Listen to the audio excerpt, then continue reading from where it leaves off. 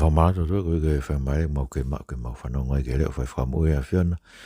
Hena whakaongo mai tai tapu mau kore ke whamore a whiana e sto mawhi. Whamoluang mo mau ngai lato maka ta talai po uri me mau ngai ata mai. Ringi mai mo lau mare ma anyoni ke hui ke rawa ke hiko vewe me ngau haa kotoa pewa e kovi me mau ngai mo ui. Ka mau tari anga vai o whorofora aku ne mawhai ke whamui ke mau tolu e Sisu Christ ko mau whamu ui. Amen. Ko kore ke uwhanga i benga i tala whatapu tō peku whaafake tue me wharen. Ka tā mau ma whaparu whakata tō programa whakawui ke koini whakalaulau loto he halas kua tofa. Koe programa ia ai lotu tō i tapu. Ai lotu kwa ini ki tau tōlu ai. Me he tō i tapu. Ai mea ke tau tui ki ai. Mo mea ke tau mo ui aki. Ko tau angi utoa maari ai. Tau kotoa beo ai mo ui mo mea tau au si ai ahon. Tau whanonga mai, tau whakin ke tau whanonga mai koe i tau tala noa e toi ngāwe, pau tau mai ni tau whanonga. Kia ngāwe vai tā walu, pa koe vesi uruaki ke watolu. Ngāwe vai tā walu, uruaki ke watolu. Tala noa e ai au mai ai kosperi ki Korinto. Korinto e nuka i o tohi ua. Tau mau me he tohi Korinto, hanga ngena e tohi ai whānai. Nei whai ke sasio Korinto, koe ua pēni u tau mau. Kaneo ngui. Koe ngawe vai tā walu vesuraki ke watolu koe tala noa ia o i Korinto a Paula. Whai ai ne ngawe ke kosperi au ai kosperi ki Korinto. Koe tala nofo ke kosperi ia, o kai ke tala mai o ku alu o whakafou ia taha. Koe kosperi o ku alu. Na o mai koe kau whai whekau ki tonga nina nau whanonga e whanua ke mea e tohi tapu. Meu tala mai koe hime a Moritoni. Tala no ka Paula koe ki sasko i Kolose, na ea ua te kosperi ki sasko i Kolose. Pea behe tau tanoa koe ni, koe sio ki ea u ai kosperi ki Korinto. Pa koe ngai whakau kaulalahi e wha, tau mao me konga pe koe ni vai, ta walo ngā wepa koe vesuraki ke watolu. Koe raki whakau pehen. E omi mau behe o tuaha tau kau ngāwe e kosperi ke tokoni ke ngāwe e kosperi. E omai mau behe o tuaha tau kau ngāwe e kosperi ke tokoni ke ngāwe e kosperi. E ko ngāwe ta walu e vesuraki ke wha ai au behe. Hiri ana ne hiki me Atenisi. O ne hoko ki Korinto. Pene iloa ha mutu asiu na i ngoko a kuila na tupu i Ponto. Kone toke hau me i tāri mo Pisila ko no waifi ko hui ko tūtūni e kāloti ke hiki a siu ko toa pē me loma. Pene uhi ke teki naua, pe ko mea i he nau whaiva taha, ko e na ne nofu ke teki naua o ngā aue, he kona whaiva ko e tufunga tēniti. Pena ne whai ne talanoa lotu, e whai lotu e sāpati ko toa pē, o ne whakatui i hakau siu, mo hakau kaisi rohotonio tau weiki whawhetai peke ho toa. Aia. Ne hiki mai me Atenisi, mai tui whaki ne rea he areo peiko, fu holo koe, kwange koe holo ia koe whaka University o Atenisi, ulu ia e ni ihi ai. Pau ne hiki mai me ai, o alu ki Korinto. Ka mai na ne ilo ai e ko mātua koe ni a kuila mo Pisila, tūtūni e kāloti, ko kāloti koe empola loma ia e ako ia, Claudius.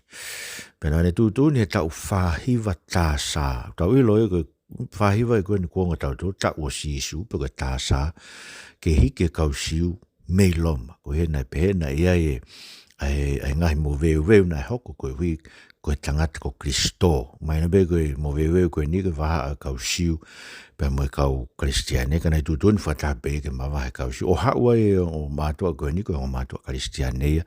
O nau whelak mo Paulo e Korinto o ilo o nau whaiva taha. Kana ne nofo reo ke teki nau o na ngā au e ko nau whaiva koe tufunga tēniti. Koe hunga tufunga tēniti na nau ngahi. Ai whanki tēniti o whakatau atu koe kau whefo nonga aki. Matu ke aho koe ia whanonga mai mei he. Tau lau e ritia koe whiwhine mi taitaila na whanonga mai ki Filipai. Pena mahuinga rewa ai whanki tēniti koe kau whanonga holoko ia. Na nau ki wheitu ke nau nofo ai. Ngai whare tari whanonga na mamafa. Kana e lawa ke nau nofo ngai whetu. Bebe hanga rewa he, hau rewa Paula maa e o mātua koe ni, ilo nau whaiva taha. Pena nau nofo rewa whai nau ngāwe, pena e whai e ni tala noa lotu, e whai lotu sāpate ko toa peo, ne whakatui i hakau siu ma kau kaisi. Aia, koe meu tau inga ke ai. Te ko tau whanonga he ngā awe ko spene ke ilo paula ne hoko e whame a tenisi ki Korinto e o mai e o tua no kau ngā awe si o mātua koe ni no whaiwataha. Ke pou e mo toko ni ia. Ko hui ke hoko atu e ne tala noa lotu i he sāmpati ko tau beo tala mai na ne whakatui ia ha kau siu mo kau karisi. Hei kai ke tue noa e kakai una wō me ngongo leo e ko si sukalaisi o malanga ake ngai wheitu. Tau tolo koe nung tau tu ume whora ai o tua. E ai mau beo tau ngai kau ngā ngāu, e mai mau beo toi kakai tau tui tatau, kakai tau whaiwata, ke pou, ke tokoni, ke whakatolai ke te tau tolu. He kune a whio ia tau ngai whakangata ngata. E a whio ki tau tolu. Kona moni whoko e ngāu koe nia koe ngāu koe ke maranga ke kosperi koe kua ngāu e ku whai toko taha. Sio mau pe ke tuke tutuni ka sisu, ne alu tau toko o mau pe ka apostolo. O ave kosperi, he kuongo ne ke henia sisu, pa inga tai, whanonga ka Paula, ne alma pe Paula mo tōta, tō ne alma pe mono kau ngā whanonga. Koe ui he kumau inga e whanonga kosperi, ke nau whe whakamoni aki, nau whe pou aki, nau whe whaloto lahi aki. Pero mea mau inga e tā noa koe ni, mahino te tau tolu, ke tau tue noa ia whetu. Neonga hau koe wha Paula me a Denesi Korinto, be, wale whatōtaha tu uai, whetu koe ni, Hanga o tua e tōnak hakakai, ke nau tū whakatahapa mo Paul. Pako me mau inga pita, koe te tau loto si. I e whai o e lotu, muna whamafola e kosperi, ngai whetu ke tau aluai, tala ke ai ngong le reo e ko sisu Christ. Tam lai fok, wiri fia kakai a honi, fotu anau ki kai ngā lotu. Koe e kua he si. E kua whakalat lahi mau bea mo tolu. E kakai hanga to, hitu mo tolu no whai muri. Mose moto ke mo he ke mo mui he ngai whangalot koe nau tari na toi ngai mea whakatoi tapu. Mana wasi kakai tō lahi a koe ka pate nau alu nau tō si toko. Kai ngai o toa tōnak, e tōnak beo toa no kakai. Koe beo no kakai anko Paula, nea si haa Paula, kai ave kosperi. E tōnak beo toa e kakai e kosperi, ke tau tū whakataha ke tau tōru, o tau tū e kosperi. Konoa, e whakakauko mau mea ngai vai tā walu upeheni. Ka lahi rewa e whakatanga. Pe e whakaha e ki e ne kau mo ki tau tolu, a ke ne hao whaki tau tolu mo whakamo ui hono kakai. Ka pae lahi whakatanga e kosperi, e whakaha e ki a ukau ia mo ki tau tolu. Pe reingata e ha e ne kau mo ki tau tolu, he te ne whakahao whino ka ia hau whakamo ui o, ia hau whakatafoki o kakai, ke nau tafoki ke ki pa nenanga pou ki tau tolu, ke hoko te tau maranga ke kosperi. E koe vesi ni mai ke tātaha o ngā aue vai tā walu ka rawat pe. Ka hoko mai me Mastonia sa ilos mo ti mote whatawosi, na ka mata mo ua e loto o Paula ke ne maranga, o ne whakamo ni ke asi ke kakai siu, koe misa ia asi isu. Pe nau tari tu ki ai mo lau kovi, na ne tu i ono kofu ne pehege te nau tolu, ko mou toto e eke ke tomuake o mou tolu pe. Ko ata au. Hiri ani te walu ke sentaire. Pene hiki mea ni huu ke api o motua na ingoa ko si ustasi. Ko tō taha ko ta whoki o lotu ki o tua. Pe kono apina e waafi me whae lotu. Pe ko karisipo. Ko e pure o whae lotu. Na e lotu e ki e iki mono whaamiri ka atoa. Pena e hoko tu e ta whoki mai me baptaiso e ni ihi Korinto. E nau whanongo maranga. Pena e whorofora mai e iki ka Paulo e visoni e pō o pehe. Oua e mana wahe ka ke rea pe. O oua e mo moi whakalongo. E wakai ko aweni o ko kau mo koe. Pe hei kai iara hataha ke te koe ke whai hao ngahi kovi. He wakai o ko aku hafu kakai he kolo koe ni. Pe ne nofo ai koe tau katoa me mahina e ono ne whai o na loto ngā. E ne ako ake ai frofora ai o tua. Frofora tōni o tau eiki. Whawheta eiki he o tua. Musa ki mene hoko. Ne la he whatanga. Hoko i whasai losimo. Timote. Kamata mo ue loto Paula ne malanga ne whamoni kau siu na nau tari tu ki ai mo lau kovi. Kainga koe ngāwe koe no malanga e whorofora, pe hange beko ngāwe koe ni koe ilbeo koe peka kai nau lau kovi ki ai. Nau tari tu, nau lau kovi. Koe me beko te tokanga ki ai. Tupe ke whai lau kovi e koe mea ia ko pau ke whai ke kakai unau tu o maranga ake e mooni o whorofora. Tua ka kumese ke mena whai Paula. Na ne tō i ono kofu o ne pehege te kinau tōru ko mou toto e eke ke to make mou tōru pe ko wata atau hiri e ni te alu ki sina. Eko mea mahu ingai. Koe tari tu ume lau kovi ko he ko nau whanongo ke ono maranga ake o whorofora e o tua. Pe koe nau lau kovi me nau tari tu u ne whakahai pe. kone silai, ko nau toto eke beke tomu ake o nau tolu. Koe uhi, he ko si tala atu e mo oni e whorofora. Tala atu ke mou hola me whetu e whakasotoma. Tala atu ke mou whakatomala me ono ke whakasotoma. Tala atu ke mou whakatomala e malanga e kakai whewhine mo e whaiwhekau mo e kaike ai e wei. Tala atu ke mou whakatomala i ono kaka i e tari o sisu a ki peho mou ngutu kakai ke ririu ho mou mo ui. Ke koe tala atu ke whakatomala i he whakaukau te ke ngāwe i ho whakamo ui tokua a ki ho ngahi mea ku whai he siasi mo ulaka ngā so koe ngahi mea ku tala atu pa koe ko mo lau koe i mono pa mo tari tuu ke wholofola koe ia o kune whakahai pe ko mou toto ke tumak pe o mou tolu ko sa ata ko malanko e kospere ke whatongia whukene e tamare o ku tano ke ko a iskeri vai tolu pe se ova ke ka bote te tu tala ke hanga hala tene mate pe ke whakatokanga hanga hala pe ka bai ke ta foke mene hanga tene mate ka te ke hao koe ka bote tala ke hanga hala tene mate pe kai te ke rea koe ki ai e mate ang hala ne ang hala ka te weke no toto ke te koe. Sio, koe uhinga e whatongia koe ni koe whatongia ni koe tamare o. Whatongia ni koe tau lama. Lea he mo o ni e taim katoa pene o ngai lau i kovi koe. Oua e fo i hono tala. Tuku e whalala ki he ngai preanga haua mamani. Tuku e whalala paanga. Tuku e kumi e tau ngai fie maari e mamako e ni. Tuku e takitaha kumi hono ki ilangi. Mua mea ke asia e hono hingoa. Tuku e langa e ufare koe ke tua he hingoa. Ngai mea behe. Tau tala ngai mea koe ke kakai kotoa pe. Ngai mea koe tau lau ki ai. Koe uhi te nau ita mai ki nau toke te tau tau. Ka koe ka pate nau mate nau ngai ang hala. Te tau hao whake o tau lau maari o tau tau. Kono kōpia koe ka kai nau nofpe lo trotonga koe whakasoto mama ngai mea koe ni ka nau longo pe. Ke nau lea hake. Nau nofpe lo trotonga si maranga i ka kai whiwhine nau ilo pe wholofola. Ka ke nau lea nau toki a sio. Ka ke nau lea ke whatokanga e mate ang hala ni ang hala ka e eke. E toto ke tumu aki o tamari o tangatari o tangata mautolu koe ne kau whatau lama o tonu ke maurea he wholofola mo se ke mele mna hau koe Paula hei ki rewa Paula e mea e kono tai tupe ko speria fitu tau hi pe tau toi hanga peo toa whakahawa matapa ia o ko speria fitu hi ki rewa ia ke hape mo toa ko sius chas to tahine ta fo ke lotu no apina tu bebe whare lotu pe mo pure whare lotu pure koe aia ke tau pehe koe se tua talahi e koe whare lotu, karisipo. Ne ta whok mui hei ki mono whamiri kato. Nau ta whok muna tō nau baptaisu na tō mui nihi korinto. Anau whanau maa. Ea, koe hei kono tari tu monu whia ne kina kospe. O kou whia ia o kou ilo.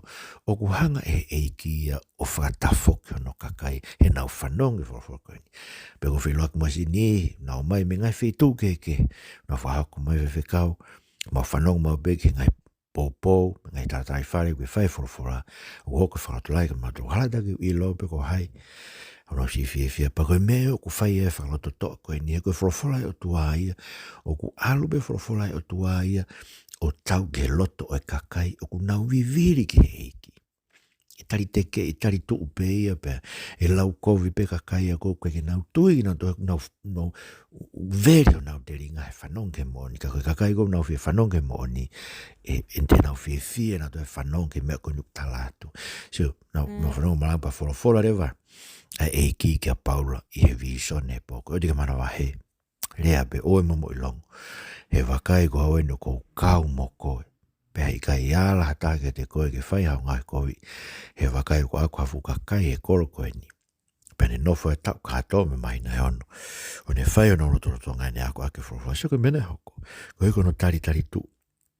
o kai ko uhinga ke tau wiri fia ke ta ofia ta hiki pe me whare lotu ke api kaunga api hoko ato ai lotu Ono moni fok manuki ki tau tole au ni matoko en pe ko fo tu e sias me afu. Ka ke tau no fai beta do fe tu e kau tai tui. O fai e malanga ke tu e ta hai re ko motor ko mo pe de mo no pero do tonga e faso tomato ko malanga ke tu e ta hiki ko me ai ki kaunga api. Algo gia malanga gia folfolai e ko magana fa paula e ukau e o tua e mo ke tau tolu pe so ta mai kai ala ta ke te ko ngai ko vi ko a ko fu ka kai ko bo mo se ko mene hako e no fa paula ta me mai na ono malanga ke folfolai tua pena ke be ala ta ka paula ta na lau ko i pe na tali tu pe ana kai be ala ta ka paula o kulava e ki fa hafe no ka kai ko tan bo ulahi malo he fatanga whakahare wa he kia ne kau mo ki tau tolu kou tau tu o moe gosperi. O ne hanga i o whakamo ui ano kakai. Kakai kou tari tu e eke peho nau toto, nau toke tumu ake o ki nau tolu. Ko nau whanongo tonu ke whorofora, ka nau whakawhis ke whato maa. Mo mandu ke whorofora koe ni koe ke maranga e dueni ke ongo maari e beke o ngai ongo anga. Pa ke hokat peho mo o kou whakaamu, au ke whanongo e ngai mea koe ni. E mea kona kutala tu e tau, me mara pake tafoki, whakato mara, pake tuku ngai mea kona tau whamatara ki hei. Tuku e whaukau te ke ngāwe i ho whamo ui, tuku e whakangari lotu, ai beo peke lotu, kai kaiririu e mo ui, ke whanai fo o e mo ui, koe ke ha ofa e mo ui, koe ke ha whamore more, koe ke ha kātaki, koe manu e koe ta whainga maari e besio, eia, o kutonu ke pehe tau ngai mo ui. Ko i ke mahino ke te tau tari e whorora o kai kai. E hoko beho whanongo mai ke proklama koe ni, ko mea ke eke ake o toto ke o tumu ake o. Ko se ke o ku kawe e kia mo ke tau tue whorora o tua. Pako ne anga whakatoko lahi o tau whahinga. Aho ni koe ke tau ilo. Ko tu te tau toki sia e whukakai koe te nau whakatage e langi. Eko ko nofu mau bea whakaukau pe. Koe ke usi ilo ka ko sef mau bea kakai unau sio he ngahi video koe mwe ngahi whamatala ko whai. Ko ilu bea ko kore ke o tua. Ke ne anga whakamo ui ha mau lau maari e. He a te tau toki whemataki ai. Mogi mau tolu. Moe ngāwe e ki nei whai ho mo ui, koe ka ngai whorofora koe, ni whai he i giano whakatolai ki tau tolu, a ki tau tolu whanongo ke mo oni whorofora o tua, koe ke pōpō ke mo uia, ai ka kai e loi. Ai ka ke lava wholoa, tu ke ka kai mea nao ata mai, koe loi ui loi ngofua pe. Ai koe ne lai koe whatanga, pa ukau e kia mo ki tau tolu whamu ui ano whukakai. Pa kou tui au ke kuonga koe ni ulahi no whakatanga e wholofolai, o kwhai he o tuai ne whakamu ui, he kakai unau whanongo hanga ka whangi program koe nu tānoa e atu e wholofolai o tua pe auki ki tau tolu, ke o te tau nofu whi maari e be tau mea o kwhai. O te ke tui ko au kai, tu koe au kai auanga hala ko mea ko uki. Tau whianga hala me mo ui koe ko whiri o koe ko tau whiri o te konga mea kai. Ko tau whiri lahi e anga hala. Ke tau whianga hala me o mo ui. E ahango toa pe auanga hala tuku e au kai ko motua e au kai ia. E ke auanga hala ke ri aki e tangata kovi me whewhine kovi no alunga kovi. Kani ta whoki kia Jehova. Koe ui ke whai e no whakamoi. Ko mea no tolu. Tau ilo me toi ngai vai ta walu vesi tahaua ke ta fitu oku amanaki mai ngai mawhai whamamani te tau lawa whatonu tonu. Eki tau tolu koe ne kosperi. Tau lawa whatonu tonu tau ngai mea te tau tolu pe. Aia, whipoi nene ku mau me vesi tahaua pe ke ta fitu. E rotona e kowana a kario i a keiana kau taha e ka kaisio nau tu ke lolomi a paula. O nau takia ke whamau a ngau nau pe koe sianani ni whaloto e ka kai ke whai nau lotu ke o tua o makehe moe lau. Pe whai paula ni o whaake ni rea na e mea a kario ke kakaisiu. Ka ni ia i ha mau lao pe a ka kovi. Pe he na ku mei ka taki o tari ho mō mea. Ka pau koe koto lau pe ki hako naki. Mua ngā hingoa moe lao whakai ki mautolo. Pe i mauto kanga kia i ki mautolo. Ko pau ko loto e kai ti whamau a ngai ala mea pe he. Pe ne ka buski nau tolu me whamau a ngā. Pe hanga e ka kai koto a peo nau puke a sostene koe pure whare lotu. O nau hahaia i awe whamauanga, ka ne kai mo i tokanga a kario ke ngai mea koe a whawhora tonu e tau eki, whawhetai pegi he ke he o tua. Aia, koe ko vanaan, ko ake ia, koe vai whanua tua a tenisi, tua Senkerea, tua Korinto. Kau taharewa kau siu nau tu ke lolo mea paula. Ai nau whakau kau nau tu whakataha kau siu he vahe whanua. Ai koe fu vahe whanua eni. Na nau tu ma nau taki ke whamau a ngā nau whakaloto koe nau hanga whakailo. Ni whakaloto e ka kai ke nau lotu. Ki he o tua he whonga makehe moe lao. So koe ngā whakana hea paula taranga te nau tolu. Ko tau whakatonu hea koe ke kei mau e ngāu e whakalao. Koe koe me ke ngāu e whakalao tu mola ka kai kotoa pe. O kuhanga he lao whamala ia ki tau tolu. ka ko si Isu Christ na tau kowe a kau ko ne mala ia ne ave ho tau mala ia ai ko me ko bena kai lava Moses ke fratonu ki tau me fra mo ki tau to ta ko mo ko ne malanga ko ne fai ko i Antioch pisitia ko matanga ko vai ta tolu ai ko me no be ko ne ngauki ki tau loto make me la kainga ko loto kristiani ko ke fo tau ko tau e lao ke tau mo ui ai mana bega deu ko si ka kai na nga mate aki tau he lao ke lao e sapate me kai me ko ka koe ko tau mate tau do ke lao te me bola lo ma vai fitu ko iko kala sta ko nga pekia mo kala ski lao pa mo le me hoko ko nga ta fata nga lao fato e tu ki tau to le mo ivi lao mari ma oni panga lao mari ma oni ko o mi la to tohi ki tau loto ya krais pe tau fia tau to le ke whakafua e tau mo ui o tau whaida to hulu atu e ngai mea lao whaida to hulu e wia fia wia e ofa wia e ka taki anga moko e anga tonu e anga falala si ko ngahi o mea to he whama o bo opo e lao te mai paula e ofa ke o kaunga api anga ofa ke a te koe si ai hanga he lau mari e o mi lao ke a tohi ke o tau loto ko i ke tau mo ui ko mena nau whanonge na tau haa paula o hako naki i nau toke nau alu ma ke he moe lao ka kono mo ni foki o kui kai whamo ui ki tau tolu e tau ki a lao ko e lao ni anga whamara ia ki tau tolu ka koe mea i e ko si Isu Kraisi ko tau monu ia ko i kuhanga e ki e ni tau kovi a kau o ave o tau maraka ia whakara kai ko mea mawinga he ni rata rume nau whaka ilo tange kari o ia ko mea kona ko mea whaka ki mou tolu bia mou tokanga ki ai hei kai tiu whamau e a hala mea pehe pane kapuski nau tolu pe neunga nau haha e nau toso stene ko i pure whai lotu ke tokanga ki ai ai kovana sai ko mea uinga ki ai o amanaki ma mande tau lao pe whamau mwhatonton tau ngai mea ko tanu pau lau whai he mena hoko i Korinto pe ai ko menu hoko i Korinto vahe ono au pe pau ka tek nau tolu ke mo lava e mo tolo whatonton mo ngai mea i he loto sia si pe o ke mo ilo ko ki tau tolu te tau whamau e kau angelo o don ke tau lava be ki tau tolo whatonton e tau ngai mea i he loto sia si pe koe wehe ko tau tolo tau whamau mamani o ke don ke ave e tau taha kono toko ua ke ngai whamau anga whamamani ke whai ana whatonton me ko mea bango be fok he kono mo nina e au beka paula ma mo mea ipe na e ko hiko tau whenga koe kau siu ke ave e ki Jerusalema ke whakapongi ai pe whai bebe a tangi a paula e ke whamau anga o sisa ki loma ai nai alufu ki ai pe o pe kia i ai i ono whakatanga ia koe loma ka kono inga ne tangi ke whamau anga sisa ko hei maino ki ai hei kai whai e whamau anga whasia si ia ai e whamau to tonu ke ene mea koe ana i mna hao na tomo e tuku aki i kovi ka koe ka nau whakamo oni ki ane kovi na e whai pero mena e tangi ke whamau anga sisa bebe mo e taim na e anga e kau mea ina whaka ilo e sia si tonga na mau kau e o ke whamau anga ai ko e na mai na beu koe ke na loto no toke o mai e mea ke whamau anga whakasia si kau totonu ke lava e sia si whamau tau ngai mea he kwa ngai o dua o mai ke te tau tolu ke tau lape o si o ilo e mea ku tonu mo e mea o ku hala mea uton ke tau whai ki ai me mea koe ke tonu tau whai ki ai mea uton ke tau mui ki ai me koe ke tonu ke tau mui ki ai pe tau mui ki ai ko mea pango beko hui kwa malohe ai whakawahavaha a mai whakawhawha hi hu mai e tenga ia e kakano ia o nehanga ia puke tu e ngai mea kou tau nofo ai pia parapare mare waka ke tau lava ke whakamau i tau ngai mea ka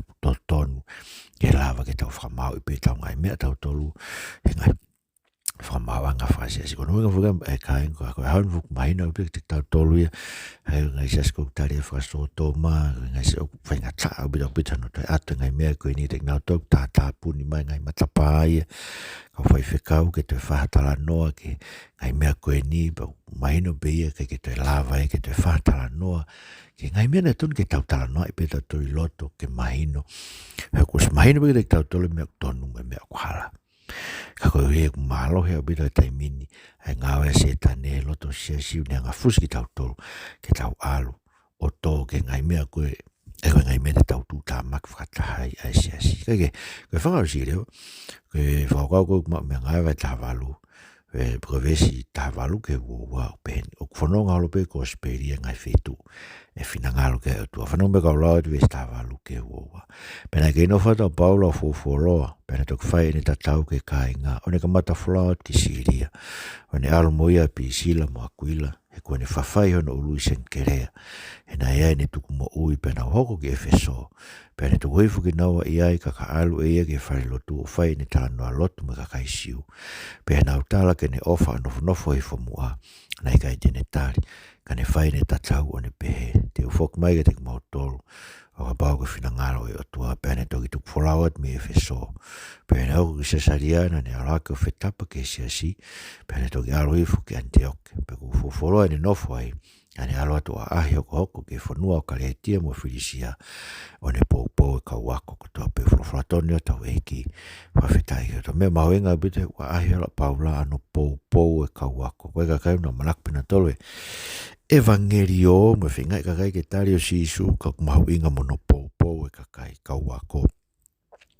Whainu hino ki nau tolu, kau e programa e koe ni, kulton ke lau e programa ke pou, a ke mau tolu koe kumo ka mata mo ui ke eiko sisu kraisi. Whainu hino ki tau tolu ke tau loto to, tu ue wholawhola e o tua, e o mai e o tua tau kau ngā lotu ke tau tu whakatafe pou wak i he lotu.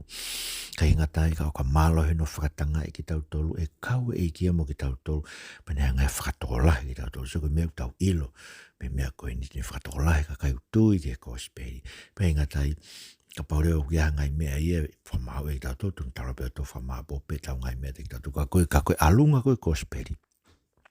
Koe mea ku whaos mai ki hei tala noa e vest i tā walu ke ua tolu, o loma o ngau e vai tā walu, koe mahina ke te ki tau tolu, se whanonga Paula, e noho de Paula fōfōroa, pene tatau ke kāinga, ane wholawat me ai, i ka mata wholawat koe ne alu ki Siria, ne alu moe pi sila ku muakuila, ta mai na ne whawhai hono ulu i sen kerea, kai uke ki kongwha koe ni, mandui koe mea koe na nau whai koe ne whakaloloa hoto ulu, koe hui koe aha te whakapapau paka te tuku mo ui.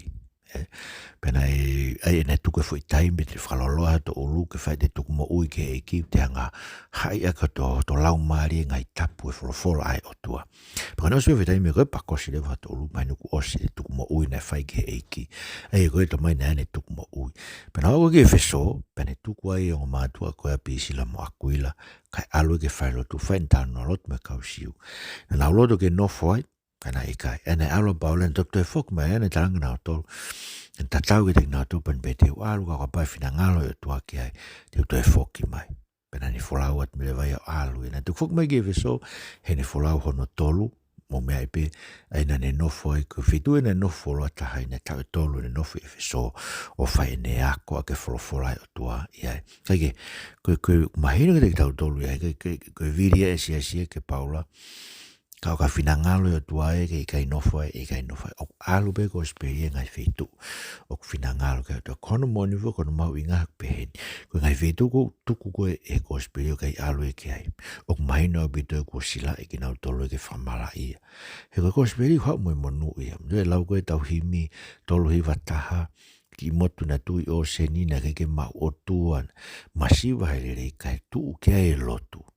Tu ke kosperi, sia ko mea ai, pea ko lau monu ene ki whanua koe ne tai ma o tua, ne lau koe koto mara i ne tui o seni, koe na tau whanongo ke mea e toi tapu, pea ta whoki hou eiki mo e hau, pea tau loto e tau ngai kui, pea tau loto e bea aho ni loto toi tapu koe ne hau, pea moe kau whewhekau koe na nau o mai lotu, hake mai sia ko veiongo, i he tau tawalu wano. Eia, mohoinga wile le tau tolu kai, tau whanongo ke ngai mea koe ni, koe ka awhi du whina ngalo e tua ke awhi kai, pa kono moni, kai ngau te tau afung, tau whakaukau, tau siasi tō lai mea, eke kia te koe, pe koe whetu ke no whai o ke whanongo ai ke kosperi. O ke whanongo au talatu ke te koe ko whamo ui na whai e kusi sukrasi e kolosi he ne pekia, pe ke whanongo pe koe ke heu ke whakavenga, whanongo pe koe ke heu ke ai hoko ko lakanga malanga me hafua, ka pau ke whetu e ke no whai, o ke whetu e te mate koe ai.